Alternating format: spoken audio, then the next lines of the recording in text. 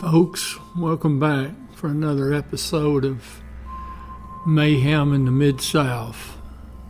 This is going to be episode 10, Bloody Lester Street, part 1. For our story today, we're going to use the statement of facts as presented by the Tennessee Supreme Court during their hearing regarding Jesse Dotson's appeal of lower court decisions regarding his convictions. So everything you're going to hear is official.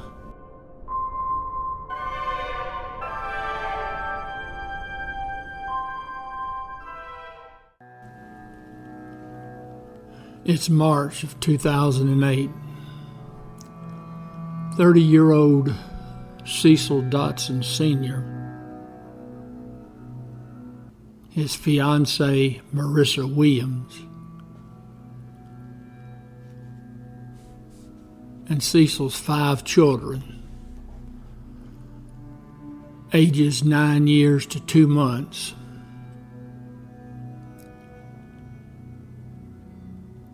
are living at a house at 722 Lester Street, Memphis, Tennessee. That's in an area of Memphis known as Binghamton.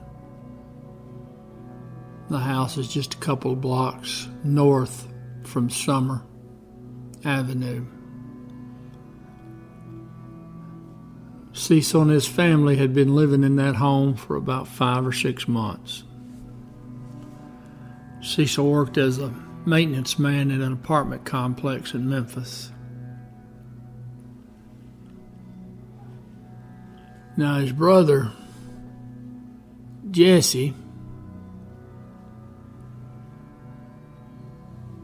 he lived with his sister, Nicole Dotson, in her apartment, Goodwill Village.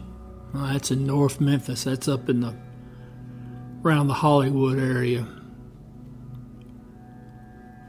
And he worked with his father, Jesse Dotson Sr., as a painter. Now, Junior, as he was known by his family, had moved in with his sister in August of 2007. Now, he had just gotten out of prison on a murder charge after serving about 18 years. Now, throughout this episode and the following episode, you may hear me refer to Jesse Dotson as Junior, which is what his family calls him.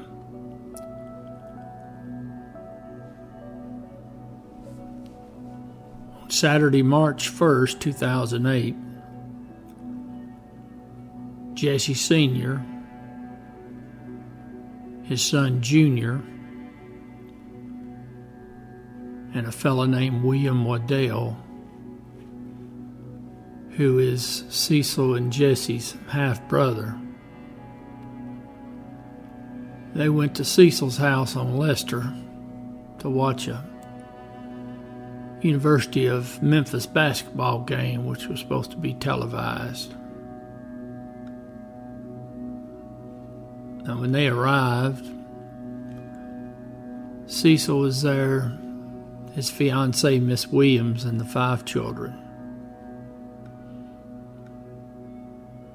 Now, the group was unable to watch the ball game. Cecil's television wouldn't pick up the game. So Jesse Sr., he left Cecil's house around 6 or 6:30 p.m. on the 1st. And the last time he would see his son Cecil, he was sitting on the porch cleaning his grill, getting ready to barbecue. Now, their half-brother, Mr. Waddell, he left Cecil's house about 10:30, 11 o'clock that night.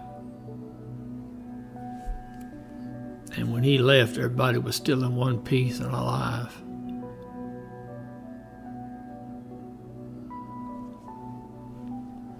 Next morning, Sunday, March 2nd, 2008, Jesse Sr. arrives at his daughter's apartment to pick up Junior so they can go to work. Now, Junior wasn't there, and Nicole didn't know where he was. So now Jesse Sr. tells Nicole, says, when you get a hold of him, you tell him if he wants to keep his job, he better call me. Now, sometime that evening, Junior, he calls his daddy, Jesse Sr. Said that he couldn't call any earlier because his girlfriend, Sheila Jones, had hidden his cell phone after an argument. Now, Junior didn't go into any explanation as to why he missed work. Now, later on the evening of March the 2nd, Junior and Mr. Waddell, his half-brother, they went to dinner.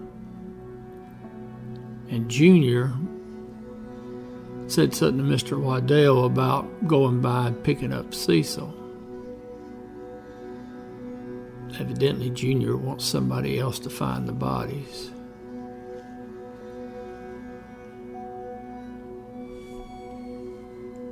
Now, Waddell said he'd tried to call Cecil numerous times and hadn't been able to get a hold of him. So the decision was made not to go by Lester Street and check on Cecil. Now it's the next day, Monday, March 3rd, 2008. Junior rides to work with his daddy.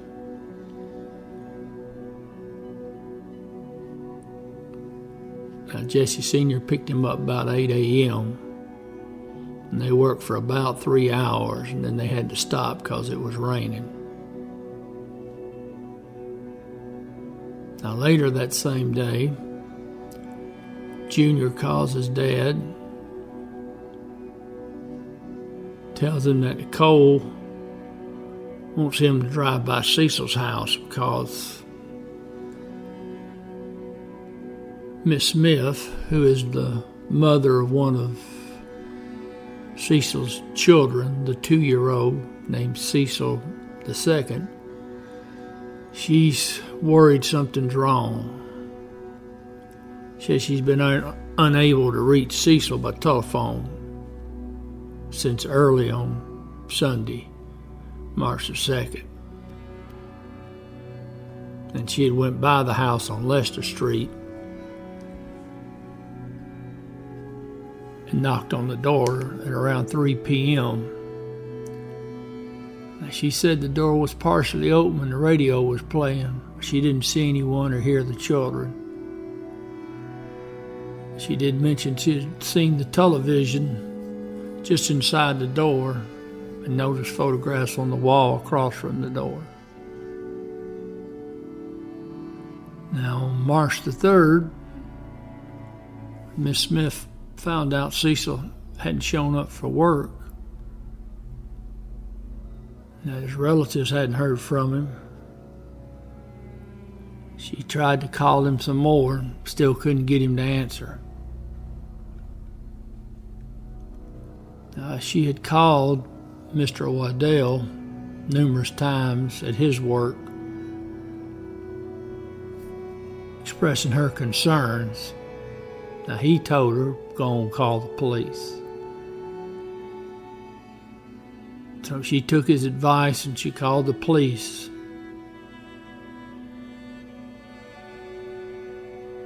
The early evening of March the 3rd.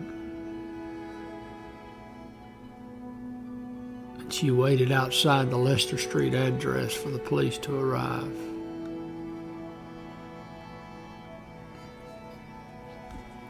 First officer on the scene was Officer Davis. Now, he would testify later that when he walked in the front door, he could smell the dead bodies. And that's an awful smell, by the way. The storm door was closed, but the interior door was partially open, and he could see a person's foot lying on the floor inside. Entering the front door, Officer Davis discovered 4 adult bodies. They were later identified as Cecil, his fiancée Miss Williams, a Hollis Seals, and a Shindra Robertson. All appeared to have sustained multiple gunshot wounds. Officer Davis said he didn't check for vital signs because it was obvious to him they were deceased. Now, Davis, along with 2 other officers, they continued through the house, searching for survivors and suspects. They had a 4th officer secure the front door. Now, Officer Davis, he noticed blood throughout the house, but none of it appeared to be fresh. Davis saw someone in the hallway bathroom and discovered 9-year-old CJ in the bathtub with a knife blade stuck in his head. Now, at first, Davis believed that CJ was dead, but then he noticed the child's eyes twitch.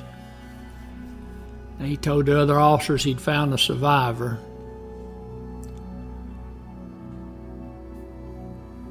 And he continued to clear the house.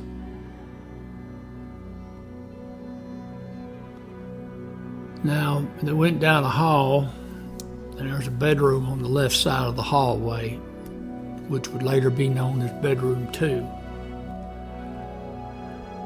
Davis discovered 4-year-old Samario, and he was dead.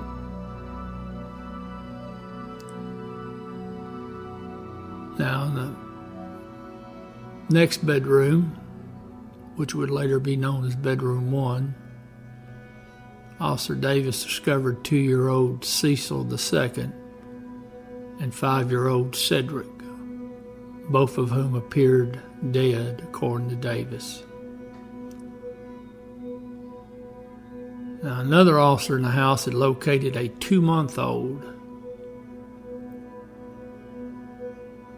Sania, who was still alive. They carried her out of the house. Now, the officers stepped out of the house, and Memphis Fire Department personnel went in. Davis told them that there was one victim that they knew for sure was alive in the bathroom. Now, one of the firefighters, named Vosberg, Jason Vosberg, he said you could smell the blood in the air when he approached the house.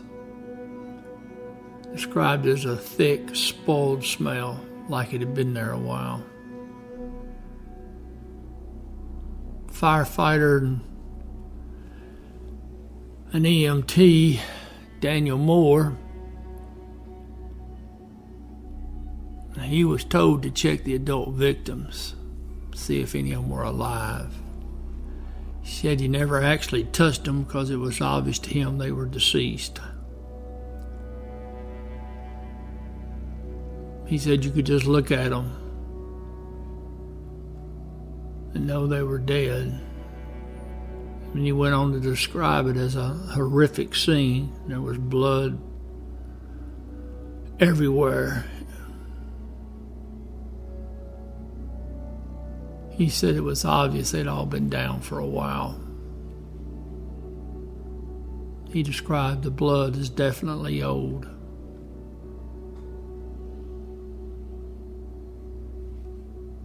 Now, when Vossberg and another paramedic entered the bedroom 1, Cecil II, they determined, was deceased. But Cedric was still alive, so they carried him outside to an ambulance. Now, Vossberg is then told that there's another victim in the other bedroom. He went back inside. Vossberg and Moore went to the bathroom, where a firefighter, Herbert Henley, was attending to CJ. Now, they got CJ out of the bathtub and they took him to the ambulance and he was transported. Fireman Henley recalled seeing cuts on CJ's face and that knife blade sticking out of the top of his head. He said the bathroom was a mess and there was blood everywhere. Now, Moore said that when he and Vossberg had went in the bathroom, CJ turned his head. The next thing we saw was that knife blade stuck in his head. He said it was one of the most horrible things he'd ever seen. Now, you got to remember, these are paramedics and firemen working in Memphis, one of the most violent cities in the country, so they see bad things. They see the evil of what humans do to each other. So when he tells you it's the most horrible thing he'd ever seen, you can take his word for it.